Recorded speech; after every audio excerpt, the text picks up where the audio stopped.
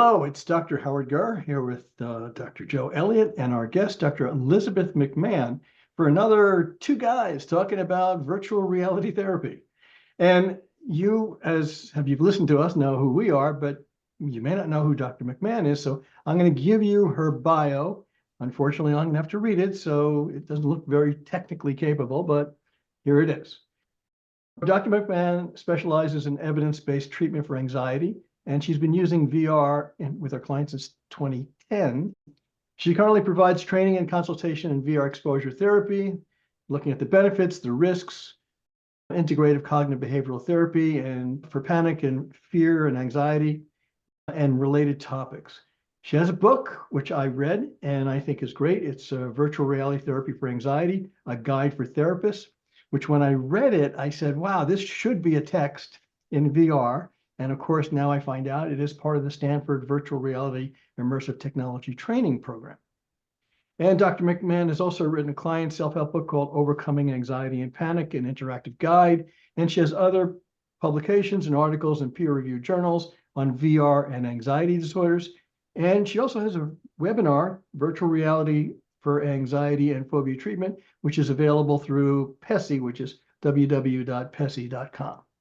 So, Elizabeth, welcome to Two Guys Talking About VR. Thank you. I love talking about VR. This is going to be so much fun. So my question right off the bat is, how did you wind up adopting VR in your own clinical practice?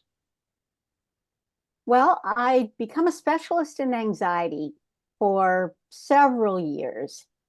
And in 2008, I happened upon this article that said exposure using virtual reality was as effective as in vivo exposure. And I'm like, wait, what? I mean, you're telling me there's something I could do in the session that is as good, as effective, as impactful as the gold standard of in vivo exposure, which is, by the way, hard to get clients to do and uncontrolled. I was like, I got to know more about this. So I did a lit review and that supported it. I found the only 3 people I could find in all of Northern California who had ever used any kind of VR, and they all agreed it worked. And I was like, I gotta have this for my clients. So at the time I was with Kaiser in one of their psychiatry clinics in Fremont, and I actually got funded. I got an innovation grant that allowed me to purchase for the clinic a VR setup. And then when I moved to private practice, I had just seen its effectiveness and knew I had to have it in my practice.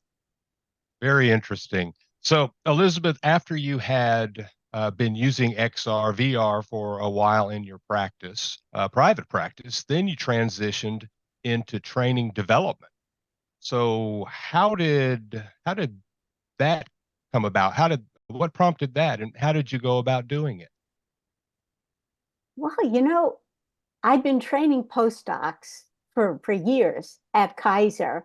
And so the idea of training and sharing what works has always been kind of one of my passions. And here I am with VR getting amazing results. And I'm like, let me tell you about this great tool. I'd already published a client workbook on overcoming anxiety and panic. And so I thought, well, I would really like to share what I know with other therapists about, you can use this and this is how you integrate it and this is how it works and here's the research support. And I wanted to write a book that was one clinician talking to another, informally, supportively. And luckily, Rutledge agreed.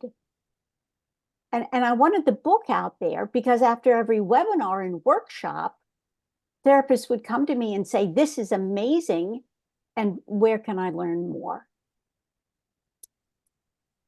So it just sort of developed organically.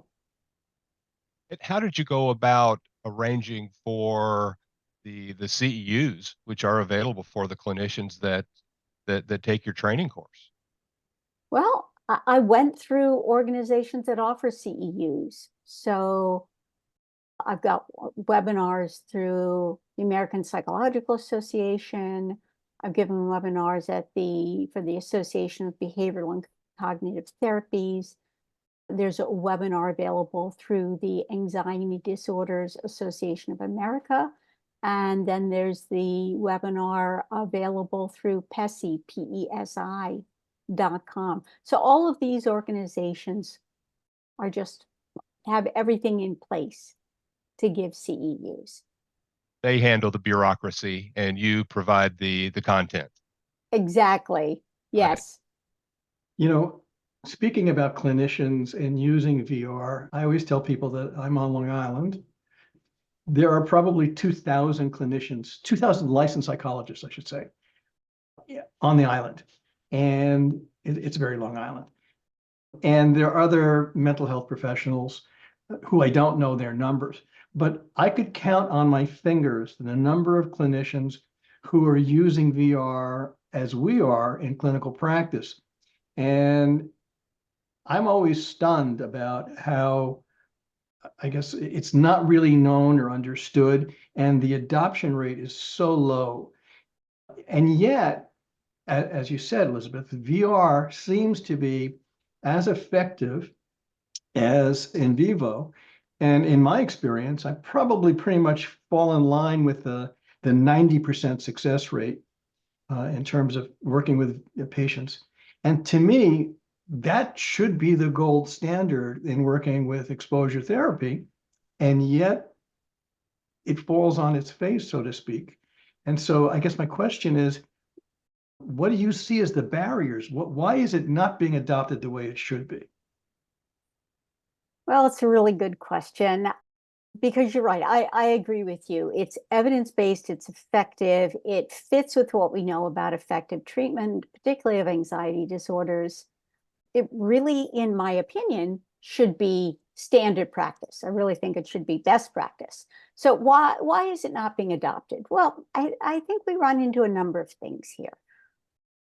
Accepting anything new takes effort and time. We know that. So many therapists don't know about the benefits of VR, or else they don't know how or where to get trained. There are also common concerns, and the research has found this, and if these concerns are not addressed, even if therapists know how effective VR is, they'll be reluctant to adopt it. So the concerns are, oh, my clients won't accept it. Well, we know that's not true. Clients are seeking therapists who offer VR. There's a concern that VR is not going to be real enough. Well, you know, again, the research is very clear, and our clinical experience is very clear that you don't need vividly real VR to trigger anxiety. I remember treating a heights phobia when you'd get the person up on the virtual roof, and if they actually looked up, there was a visual seam in the sky, and yet none of my clients ever noticed it or said anything. You know, VR doesn't need to be real to trigger anxiety. So then you've also got therapists who think, well, it's going to be too real. It's going to be traumatizing. It's going to be overwhelming. Well, you know, the beauty of virtual reality is that depending on the product, the program that you use, you can tailor the level of the exposure to your client's needs. So, you know, that actually makes exposure easier and less likely to be overwhelming. Now, some therapists worry the client's going to put on a headset, they're not going to see me anymore, so that's going to weaken the treatment alliance. And again, this is a valid enough concern that research studies have looked at it and not found that this is the case. Clinically, I can tell you, my clients feel closer to me. They are so deeply appreciative of having this tool offered to them And I also don't just have them put on the headset and then sit there and leave them. I'm talking to them all the time. So they have me in their head. I'm checking with them. So no, if anything, it strengthens the treatment alliance. So I think there are two other barriers. One is people think, oh my God, tech, I'm not tech. Well, I'm not a techie. Hmm. Let me just admit publicly that I was probably the last person that was still getting actual DVDs from Netflix. Okay. It's not that hard to run VR. The tech demands, it's really pretty intuitive. And I think the final barriers are therapists who just don't understand that exposure for anxiety is the best practice. They worry that it's traumatizing or they're somehow untrained or uncomfortable with exposure. So those are my thoughts. And then there's cost, right? You know, how much will it cost? Of course. That seems to be the big one I get all the time. It's too expensive. And I say, well, you know, if you ordered a psychological test, it would be pretty expensive all by itself. You make it back up with administering the test and charging patients for the test. So it's no different. It's just another tool. I always thought that that was one of the issues. And then the last issue, and this doesn't really affect us too much, but I think it affects other practices, is that, well, insurance doesn't reimburse for it, which is also not true. But they get kind of upset because they think, oh, it's virtual reality therapy. It's not really therapy. And my position always is, it is therapy. It's exposure therapy. It's just using a tool to enhance exposure therapy. And I would say to people like, well, if I was working with someone who had a fear of dogs, and I brought a dog into the session to desensitize them to that dog, is that not therapy? All I'm bringing in is a virtual dog. It's just, Or if you use imaginal exposure, Mhm. right? Exposure therapy is exposure therapy. Exactly. This is just incredible tool. The other issue with cost is, frankly, this is going to bring, if you're in a small practice and, you know, this is going to bring you more clients. And it's going to bring you motivated clients who do well and then Right. go out into the community and talk about what an amazing therapist you are. Right. The downside of that, though, is because VR is so effective, the turnover rate is pretty high. So if you see someone for 8 or 9 sessions and you actually fix their problem in 8 or 9 sessions, they're done. And so it's like, you know, I know lots of people who have patients who are, pardon the expression, annuities, and they've been with them for 30 years and they expect them to come every week. Well, what happens when you cure their problem, and pardon the word, but fix their problem, and now they don't have to come back? Well, you have to replace that person. So it's almost like, you know, my father-in-law once told me that I have a very bad business model. I said, well, what do you mean? He said, well, you fix people. They're supposed to be coming all the time. That way you have a constant income flow. I go, well, that's not really what I'm doing. But but I think that's the downside also, because now you need turnover rate that people are kind of not anticipating, because they figure out, you know, my patient load will just be constant. Well, it's not constant when you actually help people get through this fast. So You're right. It's not constant, but there's incredible gratification, mhm. right? You are seeing the change within a relatively small number of sessions. People's lives are being changed. I mean, that's why we went into this profession. Plus, you can raise your rates because you're offering something that works and that not every therapist offers. Right. Yeah. Yeah. I love when you raise this point, Howie, because one thing we've discussed before, and that is our relative to business model. Perhaps you get a lot of your VR clients by referral and you from other therapists who are working Right. more generally with them. Whereas I most often have a brief course of VR treatment or deploying VR tools to clients that have, especially air travel Mm, anxiety, mm. but some others, maybe some I have claustrophobia things, applications like that. But it is in a broader treatment relationship over time. So I'm wondering, Elizabeth, where do you fall percentage wise between the clients who are coming specifically for a VR course versus broader relationship within which is a circumscribed VR course? You know, I started out with a very brief focused therapy model, but even if 90 or 95% of the people that you see then get better and turn over, you still got the 5%. So now what I have is it turned into a hybrid practice. I would say 60, maybe 60% of people came to me specifically looking for virtual reality exposure therapy, and they're fairly fast. Maybe 5 to 10% are referrals from other therapists where someone's in longer term therapy, but they're coming to me to treat a phobia. And then the remaining 25% are people where maybe we started out working with phobia and then that opened up other issues and gave them the alliance and the trust to be able to discuss deeper, longer term issues. About a third of my practice comes from other clinicians who, in the process of their therapy, the patient said, "Oh, by the way, I have to fly somewhere in 6 weeks." And that therapist really can't get that patient there fast enough. And then they send them to me. I work directly with their phobias and send them back. But like your practice, mine is also kind of hybrid in that there are patients who are not VR patients.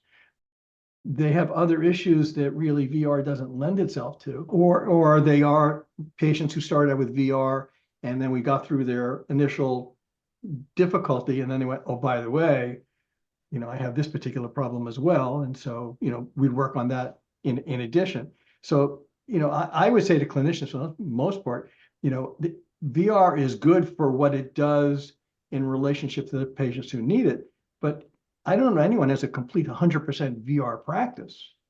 Right. And I think that's also part of the issue here for clinicians, that they need to have the ability to adopt VR when it's necessary and when it's appropriate, but know that there are patients also who that may not necessarily be ideal for VR therapy.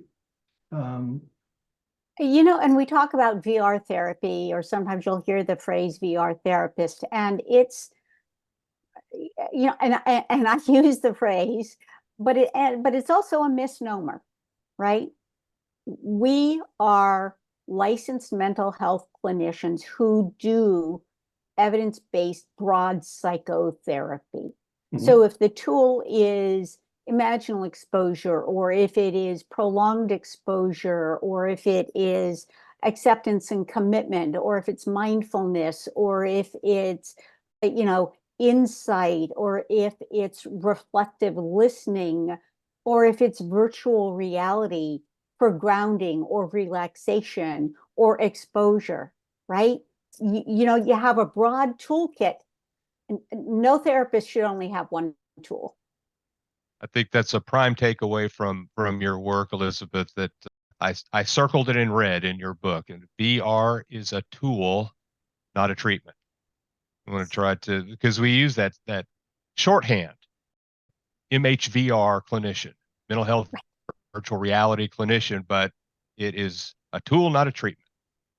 We would love to hear your forecasts and hopes for the future trajectory of training and education of MHVR clinicians. What do you foresee? Well, I really do see adoption increasing, spreading adoption over time. Every webinar and every workshop that I give, therapists are enthusiastic, and frequently someone will come up to me afterwards and say, I'm going to introduce this to my staff. I'm introducing this to my clinic. I'm going to start using this in my practice. I believe the training in VR is going to be part of graduate school education, certainly for PhDs and PSI. I think there are going to be more post-degree, post-licensure trainings in using virtual reality. I am starting to see more people adopt it. And frankly, I think training in VR as a tool may well start to be an optional part of training for healthcare clinicians, particularly those who treat pain or, psychiatric MDs, psychiatric nurse practitioners, and for rehab professionals like physical therapists and occupational therapists, because again, the research supporting the use of VR in those fields is very strong. There are going to be more and more companies. It's gradual, but you'll see. I'm seeing, a gradual increase in companies creating virtual environments, VR products, specifically designed for use in psychotherapy. And in general, right, in a free market where there's competition, cost will tend to drop. So I'm hoping that the cost will be less and therefore adoption that will also drive adoption. So those are my hopes. I don't think the costs are really that high in terms of the product, but my concern is simplicity. And, just like you said earlier, that, you're not a tech person and most clinicians are not tech oriented. And I think they're intimidated by anything that looks technological. And I think that the concern I have is that if it doesn't get simplistic enough that any clinician could pick up the technological side of it very quickly, then I think we're going to have issues. And so, in response to your statement about companies, when I first started doing this, there was really only one or two major companies out there. Right. And I, in my own obsessive quality, have been keeping track of all of the companies in the mental health field with VR. And I'm up to 118 worldwide. And I think that there's going to be a culling of these companies. And the winners are going to come out ahead. And I think a lot of these startups are really going to, fall by the wayside or get absorbed or merge somehow. And I think probably we're going to wind up with maybe two or three major players. But the only way that they're going to be successful is if they understand the marketplace and the clinicians that they're selling to and make the product so simplistic, one button, push, and you're in kind of thing, that's really what's going to make this, I think, take off. Because yes, it has to be cost effective, and yes, it has to be obviously evidence-based and effective, but it's got to be people reaching the market. We're kind of is essentially outliers. And those are the people who in this particular field, even though you're never going to be describe yourself as not technological, you took the leap. And I think that is a testament to the fact that you're forward thinking enough to look at this as an advancement in the field that you were willing to step into. And I think that other people are just not there yet. And that's partially, in my perspective, due to the fact that VR is not there yet. Extended reality it's just not ubiquitous. It's not in everyone's home. It's not there so that everyone, oh, I can actually do this with it. And my experience has been, I don't know, Joe, I don't know how many headsets you have, but I have a box full of headsets, and I have to literally force myself to go and recharge the batteries every once in a while, because I'm not taking them out to use them all the time. And I have to remember, I have to really update it and I have to charge the batteries to make sure it doesn't die in the box. But if that's me, I'm assuming what does the average person do? Because my experience with even with my kids who have, Oculuses and all those, they play with it for about a month or so, and then it winds up in a closet. Right. Kind of like most mental health apps, right? They get downloaded and the majority of them get opened 0 to 1, get used 0 to 1 times. So yes, I absolutely agree with you. Making VR the ease of it, cost and ease of use, because we truly have the evidence base. And frankly, that's what drove me to get this was, my God, this is as good as in vivo exposure. How can I not have it if I'm treating people with panic and phobia, But yes, cost and making the user interface intuitive, which honestly, I think it's pretty intuitive for most of them. Not all, but but many of them, and easy for the client to use. And it has to be, in my opinion, a product that can be used in remote teletherapy as well as in the office. Because most of us post-COVID have hybrid practices. And teletherapy also allows people to come to you for this VR therapy anywhere in any state where you're licensed. And that also supports your practice and makes this available to more people. Correct. I'm 100% remote. I don't see people in face to face since the pandemic. Me too. Joe, what about you? Well, that I was going to add or agree about the hardware adding to the overhead expense, and hopefully that'll be part of the proliferation of the tool as there is some decrease in that, because currently we therapists have a few treatment suites that they can choose from. But then once you choose, you are married to the headset that it's ported to.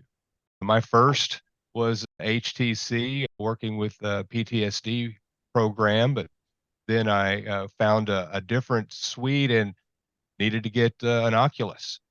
And I know that Howie, you on your remote, you have used a couple of different headsets. And so once we choose our application, now we're kind of stuck these days, up until these days, we're stuck with particular hardware. So Yes. I know, Elizabeth, in your PESI podcast, training podcast, you have a table off to your left where you pick up a whole bunch of headsets and are sharing it with the audience. Yes, you're right. Ideally, if we get to one headset that's used, I really feel like what we ought to have is every company that's creating VR for psychotherapy ought to make it available so that you or the client can download an app on a mobile phone and put it in a $50 headset. So that bit of that price is no longer an obstacle for either you or your teletherapy remote clients. So that's what Amelia does, as opposed to the other companies that require an Oculus or a Pico or a more advanced 6 degree of freedom headset. Right. Although just yesterday morning, I was consulting with another company where I'm on the advisory board and, advocating for this. And they were saying that they're working toward June, having this now be available.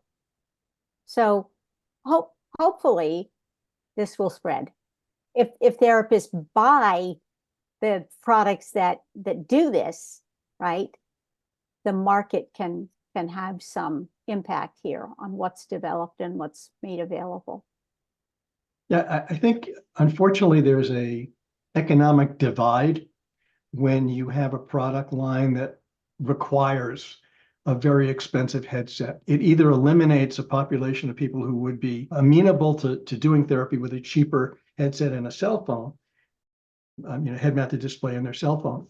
But clinicians are not going to be in the business of lending expensive headsets, Right, or patients are not going to be available to buy a $300 or $400 or $500 headset.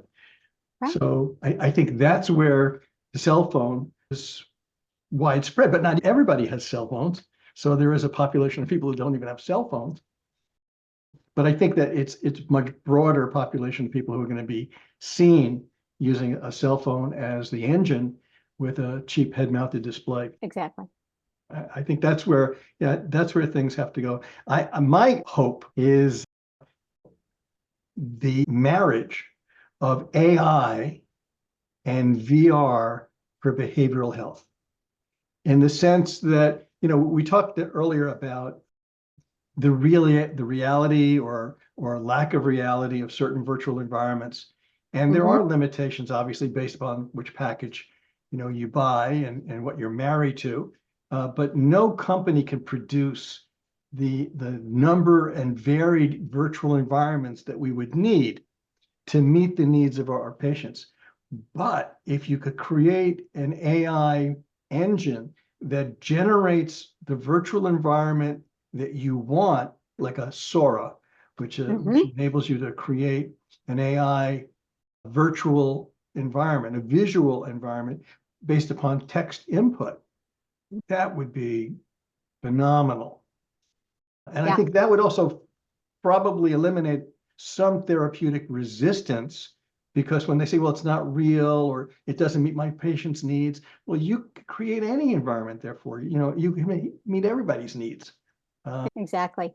And I think that might be particularly effective for OCD, where Mhm. the triggers are so widespread. I mean, if we're Mm, talking heights or flying or claustrophobia or even public speaking, it's a fairly standard stimuli. But OCD, it could be driving away and thinking you left the door ajar. It could be touching a doorknob. It could be stepping on a sidewalk. It could be having someone cough next to you. I mean, there's so many. So no, that's a very intriguing future use. That's what I'm hoping I could find in somebody in AWE is doing something like that we could integrate that. I suspect that that will be the case, and we will find that that is why I am hoping that developers and creatives will come in and attend the panel that we're all going to be participating in, because the multidisciplinary teaming up to produce the kind of things we're talking about here is the way forward. And what you're describing, what we've talked about, where it needs to go to be more economically feasible. Well, we are the growing market. We're in an epoch of expansion beyond the enterprise level of consumers, or focus down to the or out to the private small agency and private practitioner. We're their market, so we will Mhm. have a chance to dialogue with the creators at AWE and tell them, hey, if you make something that looks like this, we will buy it from you. And if you make something looks like that, we won't. And don't just get an idea and then go off. Please, please, please continue to consult with with psychotherapists who are using this and doing therapy about what will actually work, because there are a lot of golly gee whiz, wouldn't it be amazing we could do this, that actually have nothing to do with how you do therapy. Absolutely. I actually have a personal experience. Our son is a soldier, and his unit just recently tested 7 systems of mixed reality for the battlefield. They did live tests of them, and they had been cheered in the press for a couple of years. And he and Mhm. his unit of soldiers went out and ran with them and came back and said, 2 of them, we said, okay, we can use that. 4 of them, he said, there is who came up with this? It doesn't make sense. We will not use this o- except to our own peril. But it was already decided ahead of time by the tech guys that, oh, the soldiers can use this. They apparently didn't talk to soldiers. So analogously, it would be great if the devs and the creatives would talk to us. Talk to the user. Right, exactly. Yeah, I always define myself as an end user. We are. Yes. We are, which adds a unique perspective for the devs, Mhm. because they think of end user as the game players, and we're it's middle level. Absolutely. Right. Right. Yeah. Folks, we're out of time. I knew Oh, that was going to happen. I This knew went it. pretty quickly. yes. Yes. Elizabeth, it was great talking to you. It's nice to know that you are available to speak to us on this particular platform. And we're looking forward to June when we're going to be at Long Beach at AWE. And hopefully we could convince some developers to see it our way. Right. And Yes. Yeah. Yes, indeed. Yeah. No, this was so much fun. Thank you for having me. I was so pleased to get to finally see your face in live time, having read your work, seen your courses, exchanged a lot of emails, and now we're just a couple of months away from an actual handshake. So, but thank you so much for taking the time to share with us. It has been a privilege and a pleasure. Oh, pleasure was all mine. Take Thank you. care. So until next time, it's two guys talking about VR. See you soon. Bye-bye.